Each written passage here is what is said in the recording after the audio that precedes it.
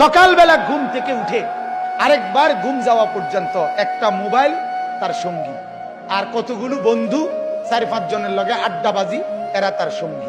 Error লগে একবার খারাইয়া মুতে, একবার বৈশা মুতে, একবার মোবাইল চায়, একবার নর্তকী দেখে, একবার নাচ দেখে, একবার কানের মধ্যে ইয়ারফোন লাগাইয়া গান শুনে, একবার মাইয়া দেখলে এটার পিছে পিছে হাঁটে, আরেকবার বেডি দেখলে এটার পিছে পিছে হাঁটে, একবার অসভ্য কথাবার্তা একজন আরেকজনের মধ্যে আলাপ সালাপ করে, আবার কতক্ষণ গেমস খেলে, আবার কতক্ষণ কি আপনার এই মোটরসাইকেল ফাইলে মোটরসাইকেল চালায়, হ্যাঁ, চিৎকার হই হুল্লোর।